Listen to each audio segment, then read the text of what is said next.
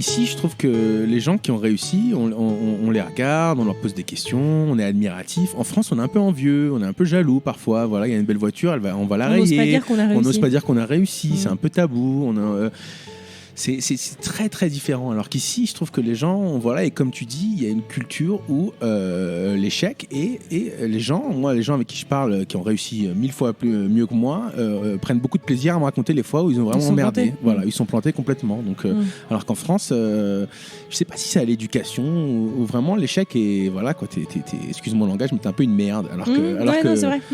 Alors qu'ici, c'est accepté. Les gens, si on écoute n'importe quel si vous voulez écouter les histoires de Warren Buffett, Ray Dalio, ils vont tous vous parler de comment ils ont merdé au début. Et je trouve ça extraordinaire. Moi, j'aime beaucoup ce côté-là américain.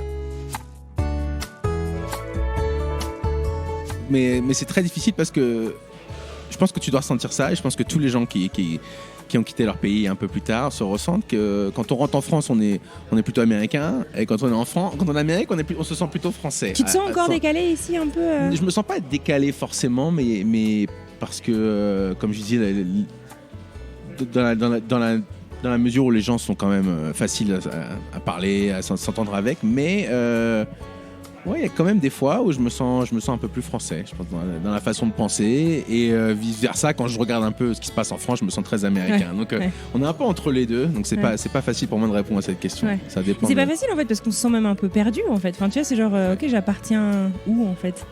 Moi c'est pareil, toute ma vie d'adulte je l'ai faite aux États-Unis, sans rentrer dans des considérations philosophiques, mais qui suis-je? Non mais c'est ça, c'est vrai. C'est et du coup, ça. en sachant qui t'es, qu'est-ce que je transmets à mon enfant, à mes enfants, dans ma famille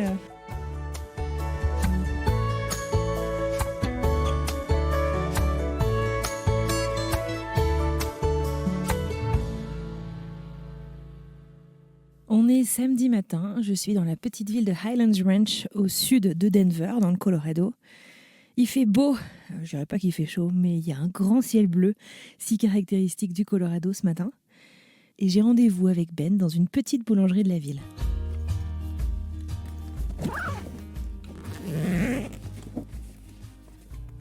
Et je suis un petit peu en avance, ce qui, je dois bien vous l'avouer, n'arrive pas souvent.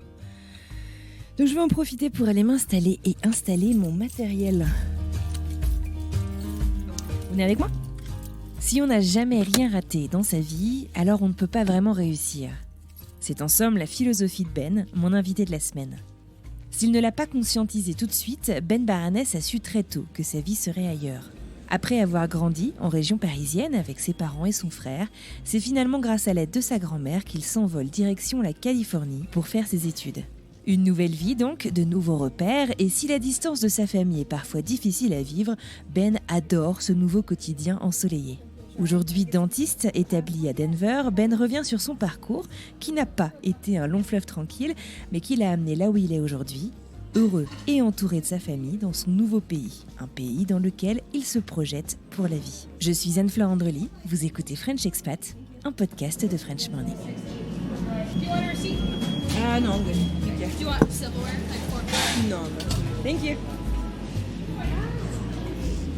That looks good. Yeah. That just looks so good.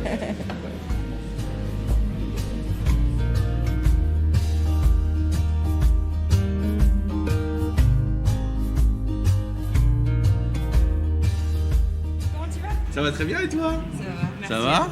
Bah ça va pas, merci beaucoup de m'avoir, je suis hyper content, c'est vachement gentil. Avant qu'on commence, si tu pouvais me dire, qu'est-ce qui fait là, un bon épisode contre un mauvais épisode au niveau de l'invité, des tips pour que ça puisse être le mieux possible.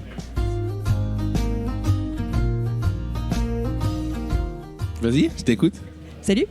Bonjour. Est-ce que samedi c'est le jour de la grasse mat d'habitude ? D'habitude, oui. C'est vrai ? D'habitude, c'est l'heure où je me lève et là, je suis déjà assis avec toi. Donc, vraiment, j'ai fait un effort exceptionnel. Ouais, je te remercie. Voilà, merci. Je te remercie. De rien. Alors, on est aujourd'hui dans le Colorado. Ça fait combien de temps que tu es dans le Colorado ? Je viens d'arriver au Colorado en juillet. J'étais en Arizona avant. Ma femme est originaire de Denver, donc ça a toujours été un plan pour nous de revenir à un certain moment. Et pas inconnu, du coup, j'imagine que tu connaissais un peu le coin. Je suis venu quelques fois déjà pour Thanksgiving, Noël, pour voir un peu ma belle famille. Et on est vachement content pour l'instant. Et j'ai eu une opportunité qui m'a amené ici professionnellement. Alors, on va revenir là-dessus dans un instant, mais j'aimerais bien revenir carrément en arrière. Attention, j'ai pas dit que t'étais vieux, mais t'as quitté toi la France avec quoi, 18, 20 ans? J'avais 18 ans quand j'ai quitté la France. Ouais. Je pense que ça a été l'expérience la plus difficile de ma vie. Pourquoi t'es parti? Pourquoi je suis parti? J'ai une réponse un peu longue, Anne-Fleur. Est-ce que je peux Écoute, te donner une ça réponse tombe un bien, peu j'ai longue? un peu de temps. T'as un peu de temps. J'ai toujours été un garçon qui avait le rêve américain. J'ai toujours adoré la culture américaine. Qu'est-ce qui te faisait rêver? Depuis tout petit. Et j'ai un frère qui est handicapé, qui est autiste. Et la seule thérapie que mes parents ont trouvée qui fonctionnait réellement était à Philadelphie. D'accord. Donc quand j'étais petit, mes parents m'emmenaient à Philadelphie tous les ans, et donc j'ai grandi avec cette idée que tout était possible aux États-Unis. Ouais. Donc et que la médecine était un peu ouf. Ouais. D'accord. Donc depuis tout petit, j'ai voulu venir en Amérique, et à 18 ans, j'ai été accepté dans un collège en Californie, et donc je suis parti, ce qui était extraordinaire, mais aussi très dur à 18 ans de partir tout seul sans sa famille. Donc il m'a fallu 1 an ou 2 d'adaptation, mais voilà, je suis très content de l'avoir fait. Et alors, t'es parti à l'époque, donc si t'étais pas encore étudiant, ça veut dire, très logistiquement, très pratico-pratique, t'es parti de ta poche en fait, du coup, si tu pars dans un collège américain.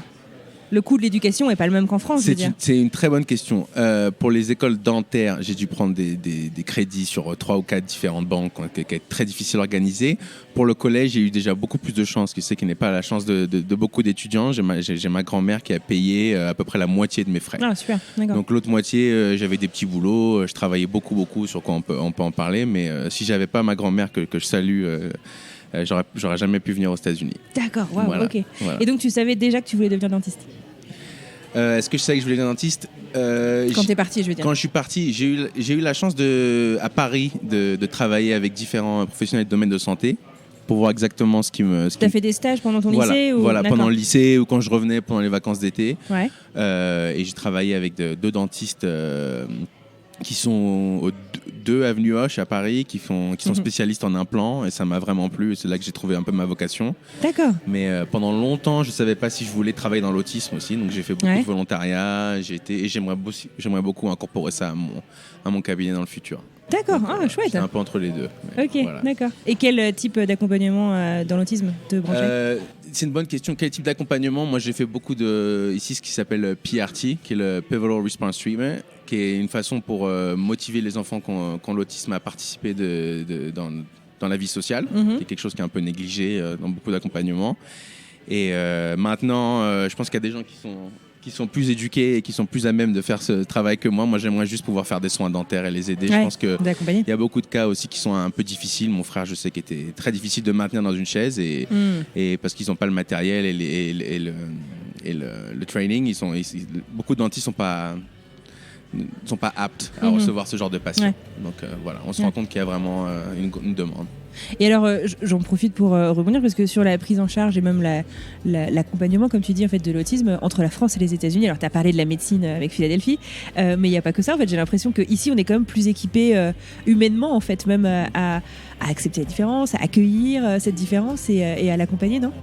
Je suis d'accord à 100%. Ça a été très très difficile pour mes parents en France. Je pense beaucoup d'écoles ne voulaient pas le prendre. Pareil avec des centres. Il y avait juste l'option, c'était envoyez-le en Belgique, ils lui donneront des médicaments. Et mes parents ont toujours refusé de faire ça. Alors que c'est vrai qu'ici, quand je parle avec quand je parle avec les enfants de mes amis, c'est vrai qu'ils vont à l'école, ils ont toujours 1 ou 2 enfants handicapés dans leur classe. Ils sont vachement. C'est intégré, c'est pas du tout en fait. tabou. Voilà, c'est très très intégré. Ouais, c'est chouette.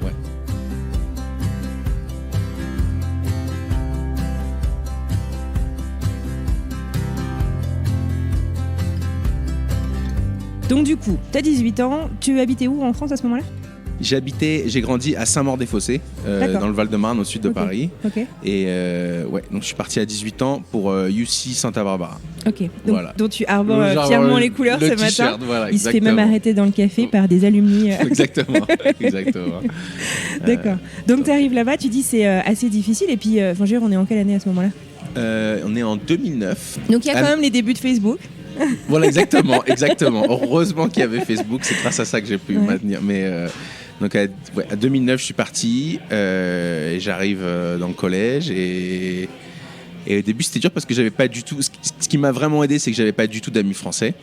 Donc j'étais obligé d'être complètement intégré qu'avec des Américains. Mais c'est vrai qu'au début, quand je demandais mon chemin et qu'on me répondait, je comprenais pas. Je n'osais pas trop leur demander de répéter. Donc j'ai fait le tour du campus plusieurs fois. Voilà, c'est ça, exactement. Mais ça s'est arrangé vraiment. Même quand je galérais, que j'arrive, les profs me voyaient après les heures. Ils me vraiment. Sympa. Voilà, vraiment. Je sais pas si une j'aurais grande reçu. empathie dans l'accueil. Voilà, beaucoup d'empathie. Je sais pas si cool. on aurait eu ça en France pour les étrangers. Donc vraiment, j'ai eu beaucoup de chance. Ça dépend forcément des endroits. Voilà. Donc du coup, tu dis t'as pas d'amis français par choix ou juste parce que tu les rencontres pas? Non, maintenant j'ai des amis français. Mais mais à ce moment-là, quand je viens d'arriver, non, il y en avait pas. Je pense que dans toute la classe, sur les 4000 étudiants, il y avait 2 autres étudiants français. Donc on s'est connus après au fur et à mesure de l'année, on se parlait, mais voilà, on se croise pas non plus tous les jours. Voilà, d'accord. Pas, okay. voilà. D'accord. Donc du coup, tu fais quoi? Tu fais 4 ans à Santa Barbara? J'ai fait 4 ans à Santa Barbara sur le biologique. J'ai fait un bachelor de sciences en biologie. Ok. Et comme je dis, je travaillais dans l'autisme en même temps. J'ai aussi fait de la recherche en parasito. Ok. Donc en labo, un petit peu ras de laboratoire sur les microscopes à regarder des vers, mais j'adorais ça. Ouais. Donc je suis resté après pendant 1 an et demi à travailler dans le laboratoire. Et voilà. Et après je suis rentré en école dentaire en 2000. En quelle année je suis rentré? En 2015. Ok. À Santa Barbara aussi? Non, je suis parti en Arizona. D'accord. Donc, c'était à côté de Phoenix, une école qui s'appelle Etistil. Et justement, la raison pour laquelle c'était partie de mes premiers choix, c'est que c'est une des 2 seules écoles du pays qui a un programme spécial pour les patients handicapés. Ah, ok. Donc, ça m'a beaucoup plu. Ça m'a permis de vraiment participer à beaucoup d'événements, voilà. J'étais vice-président du comité Special Care. Et voilà. Donc j'ai fait ça jusqu'en 2019. Travaillé un peu sur place. J'ai rencontré ma femme qui était aussi à Phoenix. Et voilà, c'était très sympa. Moi, on en a eu un peu marre de 50 degrés l'été.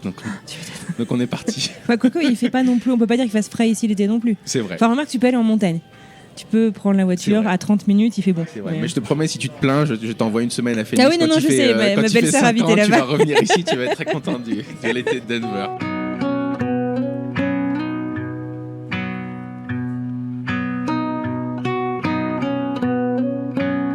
Il me semble que ta maman aussi en fait est tombée malade quand t'es partie aux États-Unis. Oui, c'est vrai.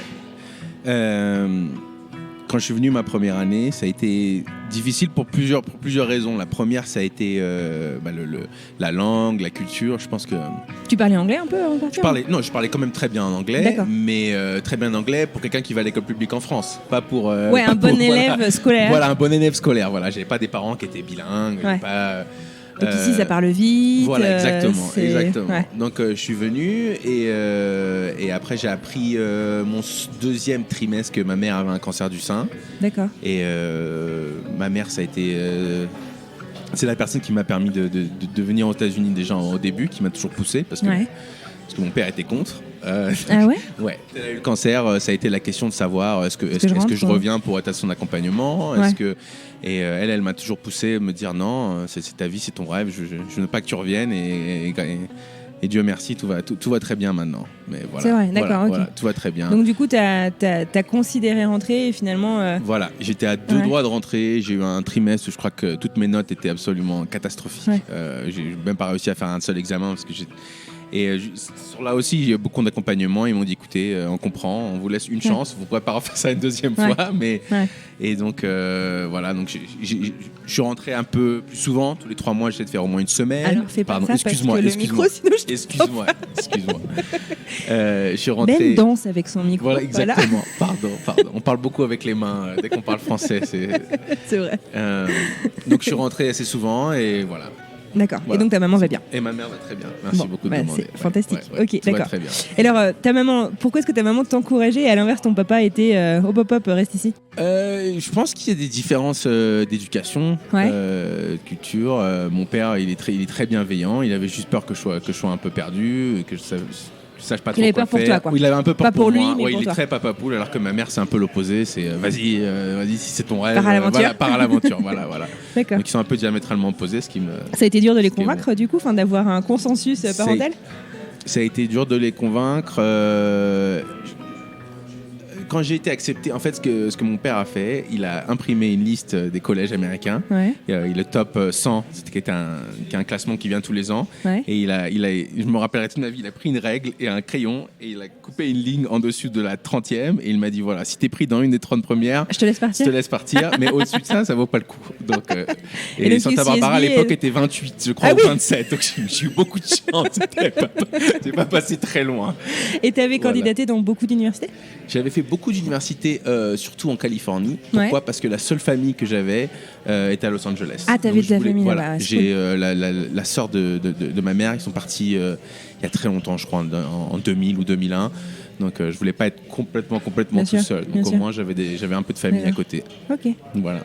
Donc en fait t'es parti, mais tu savais en fait du coup que tu partais pour devenir dentiste. Enfin je veux dire, tu savais que tu partais.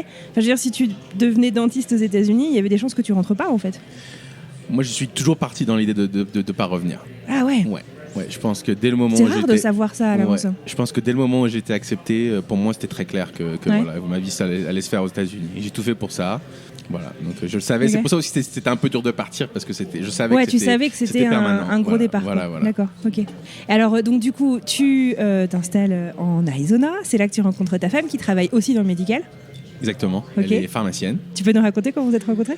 C'est très 21e siècle qu'on s'est rencontrés. Sur une app. Sur une app, voilà, qui s'appelle Coffee Meets Bagel. Ah oui, d'accord. Voilà, j'ai un copain, j'étais au bout de 3-4 mois d'études dentaires. J'ai demandé à mon meilleur copain, écoute, j'aimerais beaucoup rencontrer une fille, je passe ma journée à la bibliothèque, il faut que j'ai quand même un autre hobby. Et donc, j'ai pris cette application et la première journée, j'ai matché avec ma femme. Et, oui, d'accord, le premier quoi. Premier jour. Et ce week-end-là, on s'est rencontrés au restaurant et voilà. D'accord. Voilà. Elle m'a fait travailler très dur, mais Elle te fait travailler très dur. Elle m'a fait travailler très dur pour la conquête a été très difficile, mais voilà, ça valait le coup. Donc, Ok, est-ce que tu veux nous la décrire, ta femme ? Ce que je vais vous décrire, ma belle femme, elle parle pas français, donc je peux pas lui faire des compliments si elle comprend pas. Moi, je lui dirais, j'ai son numéro. Non, je plaisante. Ma femme, je l'ai rencontrée, comme j'ai dit, quand j'étais en première année d'école. C'est quelqu'un de très très très très vivante. Elle a vraiment très contente de rencontrer quelqu'un d'un peu différent, dans le sens où j'étais européen. T'es exotique. Voilà exactement. Donc ça m'a permis un peu de lui montrer la France. On a voyagé un peu et elle aussi. Le côté un peu Midwest, Colorado, très chaleureux des États-Unis, où les gens sont vraiment sympas et accueillants, qui m'avaient un peu manqué en Californie. Très zen ici. C'est vrai que moi, même au début, on marche dans la rue, si on croise le regard de quelqu'un, il vous demande comment ça va. C'est vraiment, c'est pas du tout parisien. Pas à prendre le café. Exactement. Moi qui ai grandi à Paris, au début, j'étais waouh. C'est culture choc. Donc voilà, c'est pour ça que je suis tombé amoureux de ma femme et on s'est beaucoup aidé quand j'étais en école dentaire et qu'elle commençait à travailler. Elle m'a beaucoup aidé et voilà. Et maintenant, on est tous les deux bien. C'était un peu difficile financièrement dans le côté où, avec l'argent que j'avais des banques pour payer les études, il me restait à peu près que $1,200, $1,400 par mois pour payer les frais, ce qui pour beaucoup de gens en France est beaucoup d'argent. Donc je ne dis pas ça de manière. Mais la vie ici est très chère. Mais la vie ici est très chère. Donc c'était très difficile. Donc elle m'a beaucoup aidé financièrement. Aussi, elle est très très forte. Elle est dans le domaine universitaire. Ouais. Voilà, moi je suis plutôt quelqu'un qui va se coucher à 6h du mat et travailler le jour d'avant. Elle m'a donné un peu de discipline pour m'aider à faire mes examens. Et donc voilà, je suis vraiment très heureux. J'ai une femme exceptionnelle. Elle est à la maison avec les deux petits qui ont tous les deux en dessous de 2 ans. Donc vraiment, je tire mon chapeau. C'est un peu une marathonienne en fait. Voilà, exactement. Et alors tes enfants, donc t'en es deux petits, non, un petit garçon, une petite fille. Voilà. Et je suis curieuse en fait de savoir avec quelle culture est-ce qu'ils grandissent du coup, puisque toi ça fait 13-14 ans du coup que tu es installé aux États-Unis. Bientôt 14, ouais. Je sais pas si tu te considères plus américain que français, un peu les deux en fonction de où t'es, mais du coup qu'est-ce que vous transmettez en fait à vos enfants, tu vois, les enfants de la 3e génération, avec quel mix de culture finalement ils grandissent? C'est une très bonne question, c'est un peu difficile d'y répondre dans le sens où ma femme ne parle pas français. Ouais. Moi j'essaye au maximum de parler français à mon fils. Quand on est tous les deux ou même voilà, mais je veux pas non plus que ma femme se sente exclue. Il a que 1 an et demi, mais l'autre fois je lui ai dit fais-moi un bisou, il m'a fait un bisou, donc vraiment ça a été un moment exceptionnel. Donc j'essaie de lui lire des livres en français, de lui mettre la télé, il appelle mamie et papy de temps en temps le week-end, il lui parle en français, donc j'essaie au maximum. Mais voilà, il y a un peu, il sera plus américain. Ouais. Voilà. Ouais. Et toi là, tu te sens, tu places où l'aiguille pour ça? C'est très difficile. Je pense que ta vie adulte est américaine en fait. Voilà, je suis plus, mais c'est très difficile parce que je pense que tu dois ressentir ça, et je pense que tous les gens qui ont quitté leur pays un peu plus tard se ressentent que quand on rentre en France, on est plutôt américain, et quand on est quand on est en Amérique, on se sent plutôt français. Tu te sens encore décalé ici un peu Je me sens pas décalé forcément, mais parce que comme je disais, dans la mesure où les gens sont quand même faciles à parler, à s'entendre avec, mais ouais, il y a quand même des fois où je me sens un peu plus français, je pense, dans la façon de penser, et vice versa, quand je regarde un peu ce qui se passe en France, je me sens très américain. Ouais, donc on est un peu entre les deux, donc c'est pas facile pour moi de répondre à cette question. Ouais. Ça dépend. C'est pas facile en fait, parce qu'on se sent même un peu perdu en fait. Enfin, tu vois, c'est genre ok, j'appartiens où en fait. Moi c'est pareil, toute ma vie d'adulte je l'ai faite aux États-Unis, sans rentrer dans des considérations philosophiques, mais qui suis-je? Non, mais c'est ça, c'est vrai. Et du coup, en sachant qui t'es, qu'est-ce que je transmets à mon enfant, à mes enfants, dans ma famille Non, mais d'ailleurs, sur ça, moi qui ai eu la chance de manger avec ton mari et ton fils en français est absolument exceptionnel à 4 ans. Donc, il roll the air quand même. Un petit peu, d'accord. Mais vraiment, si tu pouvais m'apprendre un peu, parce que c'est vraiment génial ce que tu as réussi à faire. Donc, je te tire mon chapeau, vraiment, il parle. Ouais.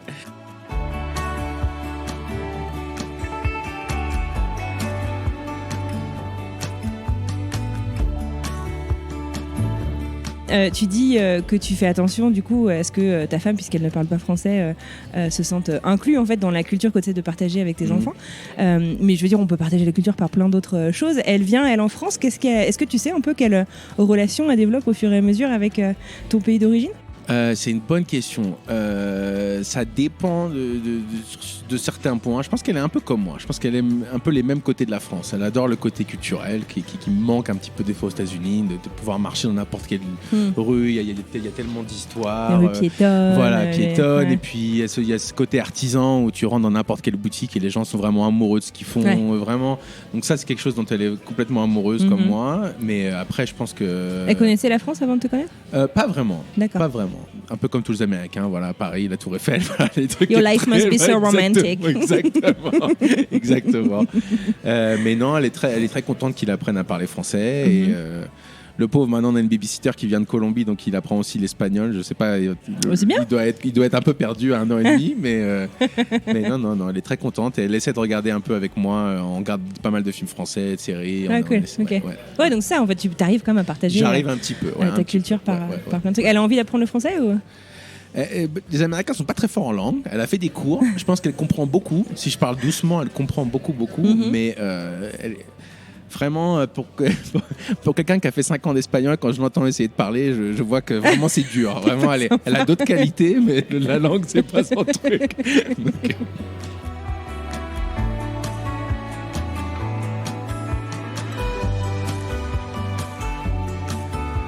J'allais te poser des questions sur les dentistes. Est-ce qu'il y a en fait des différences importantes en fait avec la France? Moi j'ai l'impression déjà que tous les Américains ont des dents maxi bright, hyper blanches, et que c'est un peu les dents presque un signe extérieur de richesse aux États-Unis. C'est très ça. Voilà, tu l'as très bien décrit. Moi qui ai la chance d'avoir travaillé avec un dentiste en France qui s'appelle Dr René Girard, d'ailleurs, qui est exceptionnel. Quand je voyais ces patients venir et qui se cassaient une dent devant ou des cas un peu esthétiques, la philosophie est complètement différente. Ici, je veux être blanc, le plus blanc possible. En France, je veux que ce soit naturel, que ça ne se voit pas. Donc, c'est très, très différent. Ah ouais, d'accord. Voilà, ici, il y a vraiment une culture où les gens, tous les week-ends, se prennent des cresses White Stripes, où ils viennent de temps en temps faire du blanchiment. C'est vraiment très, très important pour les Américains. Je ne peux plus montrer mes dents, je ne vais plus sourire devant Ben. Non, il n'y a aucun problème. T'as de très belles dents. Mais ouais, c'est une culture un peu différente. Et après... Il y a une raison particulière ou c'est... On est juste différents, c'est une très bonne comme question. ça. Je pense que c'est juste une différence culturelle. Je pense qu'en France... Et puis aussi, il y a ce qu'on fait aussi. Les Français fument beaucoup, boivent beaucoup de café, font beaucoup de choses qui jaunissent les dents. Voilà, jaunissent les dents. Alors que les Américains font très attention à ça. Aux États-Unis, moi je sais qu'on m'a parfois, en fait, tu vois, dit va chez un dentiste qu'on t'a recommandé parce que on a des fois du mal à savoir, tu vois, c'est un business aussi en fait finalement, le dentiste, c'est de la médecine aussi bien entendu, et savoir Est-ce qu'on me upsell pas un peu trop de services, etc. En fait, et du coup, je suis un peu intéressée d'en parler avec quelqu'un qui travaille dans ce domaine-là, qui connaît les deux systèmes qu'on connaît. Je pense qu'il y a beaucoup de gens qui se posent les questions aux États-Unis. Et c'est 100% vrai, et c'est même très triste ce qui est en train de devenir le domaine dentaire aux États-Unis. Il y a beaucoup de grandes chaînes qui sont des big corporations qui ont 50, 70. La plus grande, c'est Heartland, qui a 700 cabinets, 800 cabinets. Donc, qui met des dentistes qui sortent d'école. Moi, j'ai travaillé pour une compagnie comme ça quand j'ai démarré ma carrière. Donc, ça m'a appris beaucoup de choses sur le business management que je connaissais rien, comment voir ses chiffres, comment voir son staff. Mais voilà, tu as un manager qui dit à un garçon de 28 ans ah bah non, tu fais pas un composite, là ça devrait être une couronne, attends, tu leur charges 10 fois le prix. Ou... C'est des choses qui se passent réellement. C'est des choses qui se passent réellement aux États-Unis. Donc c'est très triste, mais après, c'est aussi de savoir avec qui on travaille. Si vous travaillez avec des gens souvent qui sont des cabinets, c'est difficile aussi de savoir parce qu'ils le masquent bien, qui appartiennent à des particuliers. Les règles sont en généralement pas les mêmes.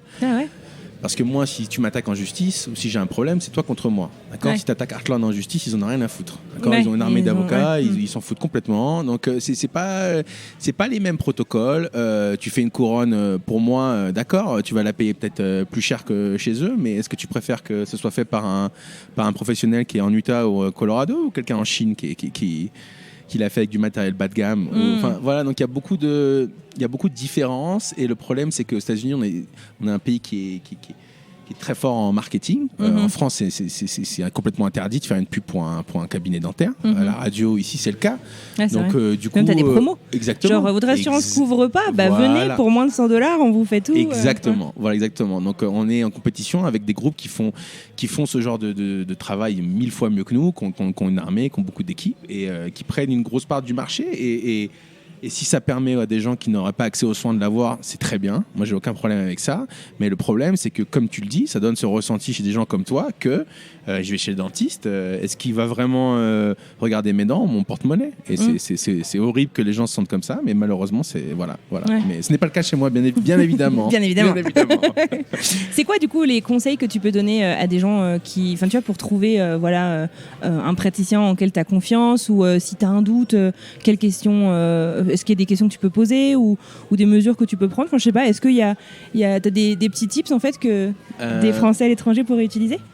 Je pense que déjà parler avec le praticien quand on arrive. Alors, quelle est votre philosophie ? Ça fait combien de temps que vous avez fait ça ? À qui appartient le cabinet ? Très important. Ah ouais, faut pas hésiter à poser la question. Non, à mon avis, faut pas hésiter à poser le cabinet. Moi, si on me demande, c'est moi qui l'ai. Et pendant 40 ans, c'était le cabinet de mon prédécesseur qui est connu à travers tout le pays. Donc voilà, on a quand même une réputation à tenir. Ça, c'est une bonne question. Après, dans la majorité du temps, je pense que Google est quand même très fort pour les reviews. Donc, si tu as un cabinet qui a quand même beaucoup de bonnes reviews et que tu regardes qui a 4.5 et au-dessus, même 4.8, 4.9, ouais, mais comme tu dis, s'ils ont le budget marketing, ils peuvent aussi acheter des reviews. C'est vrai, mais Google est très fort là-dessus. Ah ouais, Google il arrive à savoir, plus que Yelp voilà, ils arrivent à savoir si c'est un copain à toi ou la famille, ou si vraiment le téléphone a été alerté au cabinet. Moi, je suis pas, c'est toi l'ingénieur, c'est pas moi. Mais ils ont des algorithmes qui sont quand même très forts. Donc, Google Review est quand même un bon, ouais. Ok, d'accord. Voilà. Donc poser des questions. Et voilà, et puis comparer, si on n'est pas sûr, on peut aller voir 2-3 dentistes. Après, c'est pas celui forcément qui vous dit que vous avez besoin du moins qui est le meilleur, mais moi j'ai des gens qui viennent qui ont besoin de 2-3 dents de travail et qui arrivent avec j'ai presque envie de dire un devis où ils ont besoin de travail sur 14 dents, alors que c'est absolument pas vrai, parce que c'est des grosses compagnies où les dentistes vont seulement être là pour 1 an. Donc quand vous revenez, si vous avez un problème, ah bah non, monsieur le dentiste n'est pas là. Voilà, donc ils en ont rien à foutre. Voilà, alors que moi, c'est ma réputation. Ils font pas la prévention. Exactement. Si toi tu viens et que tu as besoin de rien, je m'en fous. Moi, ce qui est important, c'est pas l'argent que je gagne sur toi, c'est comment tu parles de moi, à ta famille, à tes amis. C'est ça qui est important pour moi. Et c'est là que je vais gagner de l'argent.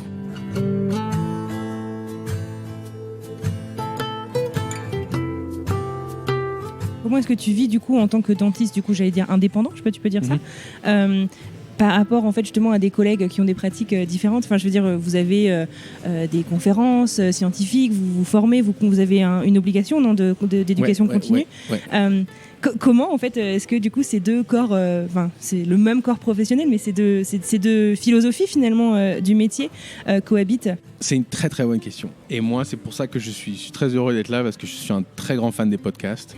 Ça m'a aidé énormément au début de ma carrière. J'ai écouté beaucoup de podcasts sur le domaine de business et aussi de dentaire pour apprendre un petit peu, parce que je ne connaissais rien. J'ai toujours l'impression d'être complètement ignorant, mais ça m'a déjà fait passer de zéro à un peu moins. Voilà. Et après, je pense qu'il faut aussi savoir être modeste et reconnaître qu'on a ses limites. Donc moi, j'ai des gens que je paye tous les mois, qui sont consultants, en qui j'ai confiance, avec qui j'ai travaillé depuis longtemps, qui revoient mes chiffres, qui s'assurent que les choses sont bien faites, qui parlent à mon front desk comment présenter les cas. Voilà, je pense que les dentistes souvent qui ont du mal, c'est ceux qui ont l'impression qu'ils peuvent tout faire tout seuls. C'est admirable, mais voilà, qu'est-ce qui est plus intéressant? C'est une des difficultés dans l'entrepreneuriat tout court, en fait. Voilà, exactement. Donc, on a envie de limiter les coûts, d'essayer de faire tout sj'ai on se burn out un peu. Et on peut pas être bon en tout. Voilà, c'est ce que j'ai fait en Arizona, et je pense que j'étais complètement burn out. Et donc du coup maintenant j'ai plus de temps avec ma famille. Je paye des gens qui honnêtement font le travail plus rapidement que moi et mieux que moi. Donc voilà. D'accord. Voilà. Donc le conseil, c'est s'entourer. Le conseil, c'est de s'entourer, exactement. Il ne faut pas rester seul quand on est entrepreneur, que ce soit, comme tu dis, dans n'importe quel domaine. On peut se sentir très seul. C'est quand même beaucoup de risques quand on prend des... Moi, j'ai pris une loan pour le cabinet qui est presque à 1,5 million. Donc, je dis honnêtement, donc voilà, donc ça fait un peu peur quand on voit ce qu'il faut payer tous les mois. Donc ça rajoute une pression, surtout quand on a des enfants. Puis ce que j'allais dire, une pression familiale aussi, parce que j'imagine que tu ne peux pas forcément acheter tout de suite une maison. Exactement, qui est très importante. Donc il faut savoir s'entourer, il faut savoir demander de l'aide. Il n'y a pas de honte à ça. Moi, il y a plein de choses que je ne suis pas bon du tout. Donc voilà. Donc je m'entoure.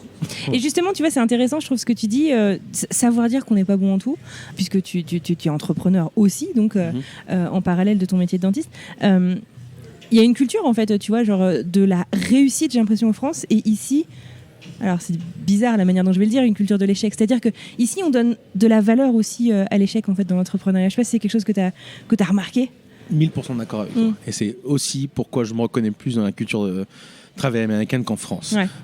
Maintenant, ceci dit, bien sûr qu'on a des gens qui sont brillantissimes en France. On a un pays qui est beaucoup plus petit en taille, mais ici, je trouve que les gens qui ont réussi, on les regarde, on leur pose des questions, on est admiratif. En France, on est un peu envieux, on est un peu jaloux parfois. Voilà, il y a une belle voiture, on va la rayer. On n'ose pas dire qu'on a réussi. On n'ose pas dire qu'on a réussi, c'est un peu tabou. C'est très très différent. Alors qu'ici, je trouve que les gens, voilà, et comme tu dis, il y a une culture où l'échec et les gens avec qui je parle, qui ont réussi 1000 fois mieux que moi, prennent beaucoup de plaisir à me raconter les fois où ils ont vraiment merdé. Voilà, ils sont plantés complètement. Donc, alors qu'en France, je sais pas si c'est à l'éducation ou vraiment l'échec est, voilà quoi, excuse-moi le langage, mais t'es un peu une merde. Non, c'est vrai. Alors qu'ici, c'est accepté. Les gens, si on écoute n'importe quel si vous voulez écouter les histoires de Warren Buffett, Ray Dalio, ils vont tous vous parler de comment ils ont merdé au début. Et je trouve ça extraordinaire. Moi, j'aime beaucoup ce côté-là américain. Et en fait, c'est le cheminement comme ça qui t'amène vers ton objectif. Et c'est normal, en fait. Enfin, ça arrive à tout le monde. Et prétendre qu'on ne s'est jamais planté, c'est juste un gros mensonge. Exactement. On n'a rien essayé. Donc, du coup, on ne peut pas se planter si on ne fait rien. Oui, c'est ça, voilà, exactement. Donc, pas. Il y a un podcast qui est génial en français. Je ne sais pas si tu connais, c'est La Leçon de Pauline Grisoni, dans lequel elle reçoit des personnalités. Il y a beaucoup du domaine du divertissement, mais pas que, pour raconter en fait de manière assez légère leur pire fail. Tu vois. C'est génial. Donc ça commence aussi en France un petit peu. Mais c'est génial. Ouais. Et j'avais, quand j'étais dans l'entrepreneuriat, dans une autre vie, j'avais participé, il y a une espèce de tournée en Amérique au pluriel, donc Amérique du Sud, Amérique du Nord, qui s'appelle les Fuck Up Night, où en fait c'est des entrepreneurs qui montent à la manière presque d'un truc de stand-up et qui vont te raconter en fait ce dans quoi ils ont merdé, etc. Et ils passent dans plein de villes et donc c'est des locaux en fait qui viennent te raconter. C'est génial. Et les fuck up, j'adore. Ouais. Super bon, j'adore. C'est ça, c'est bon pour le SEO. Hein. Oui, exactement. Très bien, je vais donner mon application. Je pense que j'ai pas mal de matos pour... Alors c'est quoi raconte-nous sur quoi t'as merdé. Mes premiers boulots déjà, qui ont été un peu difficiles, où j'ai eu beaucoup de chance de travailler avec des dentistes qui avaient beaucoup plus d'expérience que moi, qui m'ont appris beaucoup de choses. Mais comme j'ai dit, quand j'ai travaillé dans ce premier cabinet, c'était très difficile. Industriel, parce que, voilà, très industriel, où on voulait me faire du travail qui n'était pas acceptable pour le patient. Donc je me suis bataillé beaucoup avec avec le patron qui n'était pas un dentiste, qui ne connaissait rien de domaine médical et qui voyait que des chiffres. Voilà, mais moi j'aime beaucoup l'argent, je veux en gagner beaucoup, j'ai aucun problème là-dessus, mais bon, il faut quand même, quand tu as une grand-mère de 70 ans qui est dans ta chaise et qui a besoin d'une couronne et qu'on te dit qu'il faut lui dire qu'elle en a besoin de 4, pour moi ça passe pas, c'est pas acceptable. Donc j'ai travaillé dans des cabinets comme ça. Donc mon premier cabinet, j'étais dans le pire quartier de Phoenix au début quand j'ai travaillé. C'est un quartier très populaire où il y avait pas mal, on avait souvent la police dehors, devant, mais moi j'adorais mes patients parce que ça m'a permis de parler espagnol beaucoup mieux, déjà numéro 1, et des gens qui sont déjà très heureux de voir un dentiste et quelqu'un qui leur prend l'attention. Mais bon, quand on se pique avec une aiguille et qu'on nous explique que c'est pas le problème du patron, que c'est à vous d'aller à l'hôpital et de vous en occuper, et qu'on est un peu tout seul sans soins, sans assurance médicale, c'est pas très sympa, alors qu'on est soi-disant le roi du cabinet 2 jours avant. Donc voilà, c'est un pays aussi, c'est un pays aussi qui est très dur là-dessus. Il faut quand même dire ça aux Français. Je pense que j'ai beaucoup d'amis qui ont l'impression qu'on arrive aux États-Unis et que ça y est, les rues sont pavées d'or et que c'est fini. Tapis rouge. Voilà, il faut travailler beaucoup et c'est très dur. C'est un pays qui peut être dur. Donc quand on n'est pas dans les bonnes situations professionnelles, on vous laisse tomber. Et donc j'ai appris beaucoup et j'ai vu comment je ne voulais pas traiter mes employés, comment je voulais pas, mais voilà, donc j'ai beaucoup déconné au début et j'ai pris des emplois que j'aurais sans doute pas dû prendre, et même au niveau de mes cas, j'ai beaucoup appris. Je pense que ceux qui n'importe qui est dans le domaine médical ou même j'ai beaucoup apprécié le podcast d'Océane qui est un virologue. Quand je l'écoute, j'ai l'impression d'être très paresseux. Son rythme de travail est assez impressionnant. Elle est un peu hyperactive, Océane. Aussi. Mais j'ai fait beaucoup de cas qui sont très avancés maintenant. Au début, quand je les faisais, j'ai eu des férieux, j'ai eu des trucs qu'il a fallu que je refasse. Voilà, il faut aussi être un peu honnête avec soi. On sort pas d'école dentaire à en faire des cas avec 10 implants et tout se passe très bien du premier jour. Alors t'es un génie, voilà, ça prend du temps. Donc faut être humble. Voilà, il faut être humble. J'ai eu beaucoup d'échecs dans tout, que ce soit business ou il s'est remis à danser. Pardon, excuse-moi, ou médical, mais voilà. Donc j'apprends et je suis très fier de mes échecs. Voilà. C'est super. Et alors, l'autre jour, on devait normalement enregistrer il y a une semaine, et puis l'un comme l'autre, nos agendas, on a eu quelques conflits. J'aimerais bien que tu me parles aussi en fait du management à l'américaine. Est-ce que, en fait, je pense à ça parce que du coup, t'as eu une personne qui est partie un peu plus tôt que prévu de ton boulot. Je sais pas si c'est ok de le dire. Oui, bien sûr. Est-ce que t'as en fait des après, t'as pas été manager en France, tu vois. Non, mais est-ce que, je sais pas, t'as remarqué en fait dans la culture du travail, dans la culture du management, d'être entrepreneur. Enfin, je veux dire, tu revêts beaucoup de casquettes finalement. Est-ce que, je sais pas, t'as des conseils, j'arrive plus à parler, des observations que tu as relevées en fait entre la France et les États-Unis? Comme tu dis, j'ai pas énormément d'expérience en France, mais j'ai quand même mes parents sont chefs d'entreprise en France, ils ont une pharmacie à Paris, mais je trouve qu'il y a une différence culturelle qui est assez importante. C'est-à-dire que moi, mes employés, et ça va l'air un peu cliché, je veux absolument qu'ils soient heureux et qu'ils se sentent bien dans leur peau quand ils arrivent au boulot. C'est très très important pour moi. Voilà. Pourquoi? Donc, pourquoi ? Parce que c'est un peu la notion, je pense que c'est un peu Google qui a aussi amené ça, c'est de façon juste au quotidien, c'est agréable d'avoir des gens qui sont heureux entourés de soi.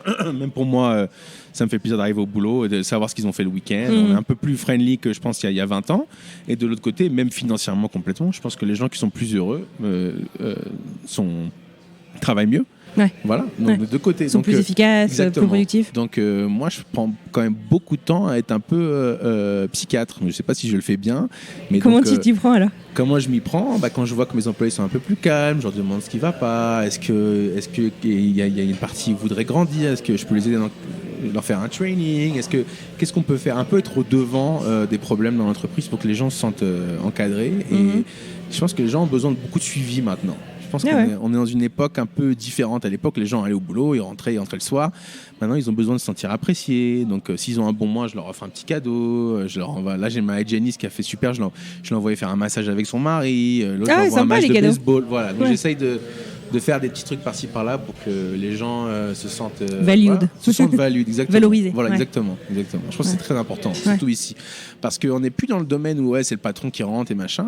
Moi, je reçois beaucoup de résumés. Tu as parlé de la fille qui est partie devant, qui était d'ailleurs très bien. Elle a juste eu une opportunité dans son job d'avant. Elle voulait travailler dans l'éducation. Elle m'a demandé. J'ai dit, je comprends tout à fait.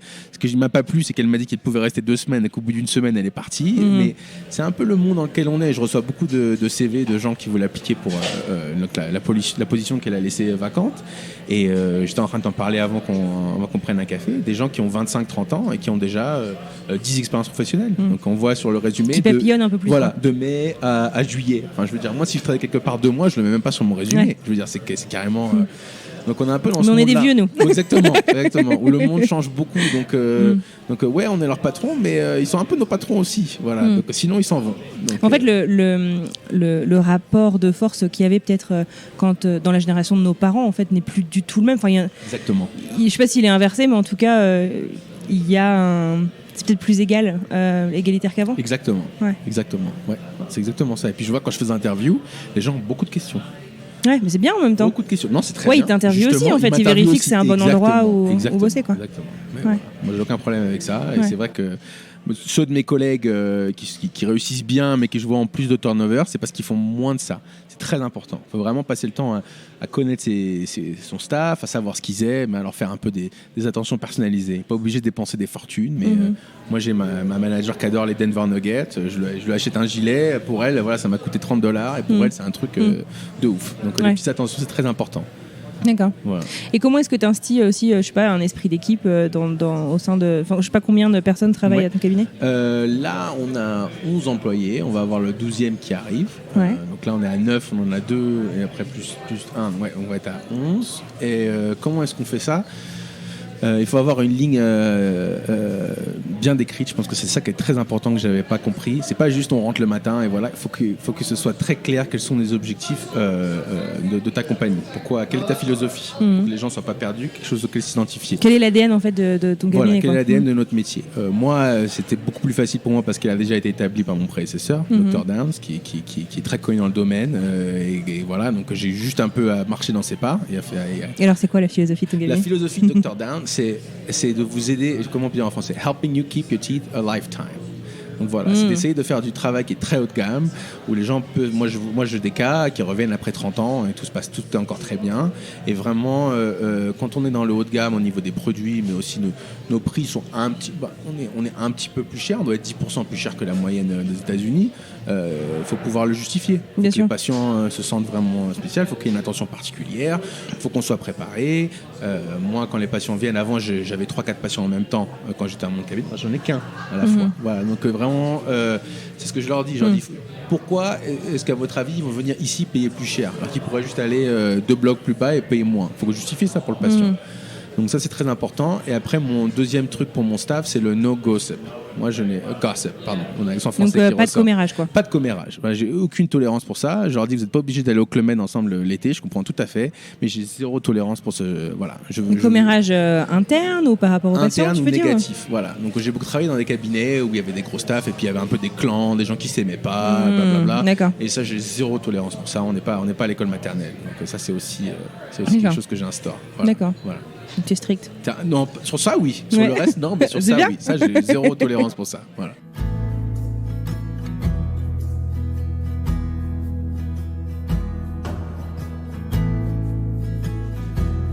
Est-ce que tu as des conseils en fait justement pour des gens qui aimeraient partir faire je sais pas des études médicales, des études aux États-Unis, enfin je veux dire t'es parti à 18 ans, tu savais que tu avais a priori pas envie de rentrer, mais je veux dire t'as fait un sacré parcours quoi depuis.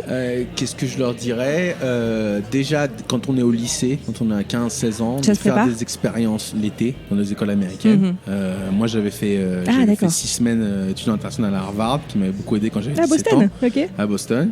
Ou même si en Angleterre, même si où que ce soit, des expériences en anglais pour être déjà un peu préparé, parce que le domaine universitaire anglo-saxon est très différent du système universitaire français, dans la mesure où on est tous ensemble avec différents majors. C'est pas en école de médecine, en école de droit, donc ils assument qu'à 18 ans on n'est pas prêt pour savoir ce qu'on veut faire, ce que je trouve extraordinaire, ce qui est vrai. Donc déjà s'adapter à ça. Et après, spécifiquement aux États-Unis, moi si je devais le refaire et que vous n'avez pas la chance comme moi d'avoir une mamie fantastique, de faire un community college pendant 2 ans, ça coûte pas très cher, d'avoir quelques petits boulots à côté, garder un peu d'argent, et après transférer au bout de 2 ans. C'est faisable, c'est dur, ça demande beaucoup de travail. Moi, comme j'ai dit, moi je travaillais 30 à 40 heures par semaine en plus de mon boulot, ma deuxième, troisième et quatrième année. Donc il faut beaucoup de discipline, mais c'est faisable. Et puis on est dans une culture où c'est normal. Je veux dire, moi, mon roommate, c'était pareil, il était tout le temps entre le boulot ou l'école. Donc on est un peu dans ce moule-là. Et mon autre, pour moi, c'est de s'intégrer. On est français, bien évidemment, on a une culture extraordinaire. Mais si on vient aux États-Unis que pour être avec des Français et pas avoir un seul, vaut mieux rester en France. Enfin, excuse-moi, mais c'est mon opinion. Toi, t'es marié avec un Américain, donc tu sais de quoi je parle. Donc ça y est, j'ai validé, j'ai passé le test. Tu as passé ton test, exactement.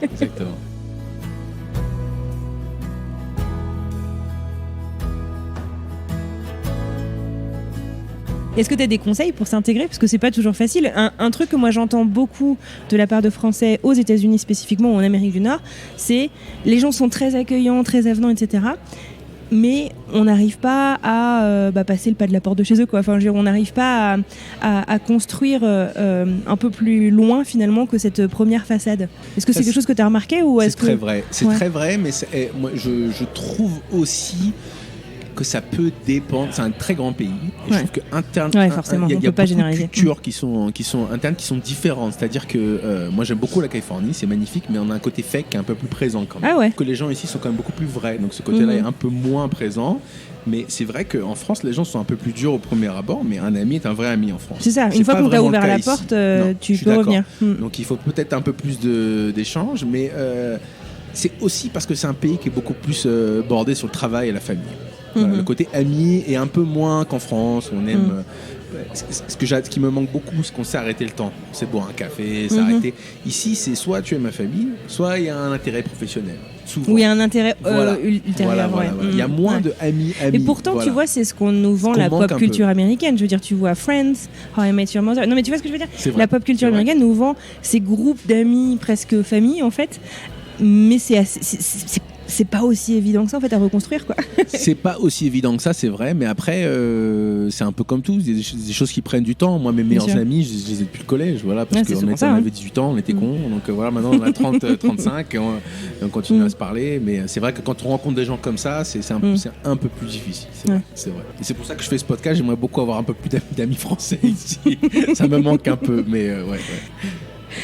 Merci beaucoup Ben. Est-ce qu'il y a autre chose que tu voulais ajouter, un truc auquel j'ai pas pensé ? Non, merci beaucoup. Je trouve que ce que tu fais est exceptionnel. C'est vraiment bien. Je trouve que même pour moi, j'en ai écouté quelques-uns et vraiment on se ressent un peu, on fait partie un peu d'une communauté. Donc vraiment c'est génial ce que tu fais. Donc merci beaucoup de me recevoir. J'espère que J'espère que les gens ne sont pas endormis de mon histoire. Si vous êtes toujours là. Voilà, si vous êtes toujours là. Voilà, je vous remercie aussi. Merci beaucoup Ben et excellente continuation. Merci beaucoup.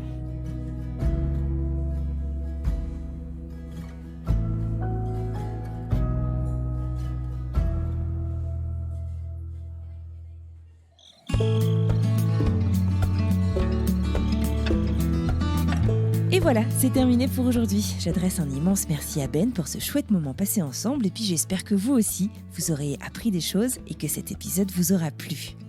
Si c'est le cas, n'hésitez pas à en parler autour de vous, retrouvez-nous sur Spotify pour répondre au quiz ou pour laisser un petit mot, ainsi que sur Apple Podcast, ça compte toujours énormément. Tradition oblige, je vous propose un petit extrait pour découvrir ce dont nous allons parler la semaine prochaine.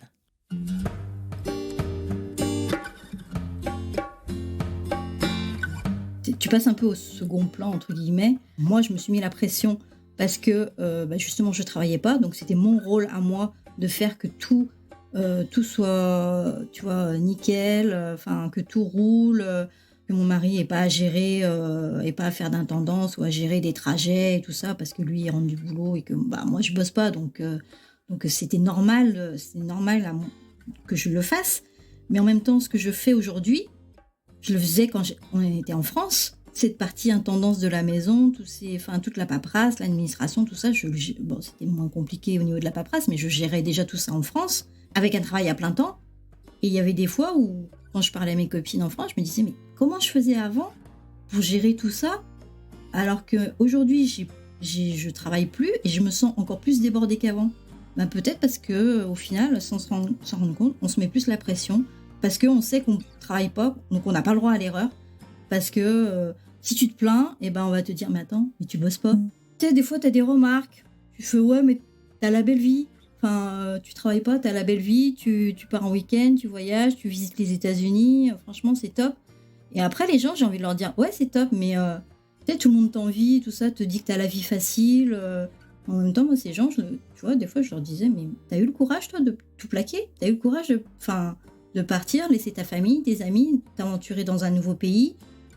Peut-être que tout semble facile, tout semble facile sur les réseaux sociaux parce que t'as pas envie de partager non plus, t'as pas envie de te plaindre parce que tu as peur d'être jugé. Je pense que voilà, en tant que femme d'expat, conjoint d'expat, on peut pas dire femme parce qu'il y a peut-être des hommes aussi. Même si tu fais la même chose que ce que tu faisais en France, t'as la même charge de travail, t'as pas d'excuses quoi. En France, si tu t'as pas envie de faire le repassage parce que j'ai fini mon boulot, mes 35 heures, j'ai pas envie de faire le repassage à la maison, on va te dire ouais ok voilà. Ici si je fais pas mon repassage, on va dire mais t'as fait quoi toutes les journées? Souvent j'ai cette question là, t'as fait quoi aujourd'hui? Tu sais, genre mes enfants, t'as fait quoi aujourd'hui? Rien, je suis restée en pyjama toute la journée, j'ai regardé la télé. Non mais sérieux.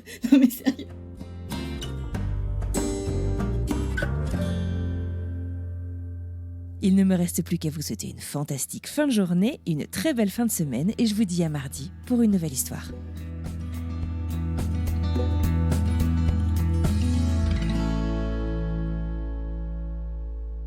Que si vous êtes à Denver, Ouais, voilà, exactement. vous voulez venir parler français avec le dentiste. Pendant que et qu'il ne peut pas répondre justement parce que la bouche est ouverte, c'est exactement ça. Voilà, ce serait l'amitié parfaite pour moi. Voilà, exactement.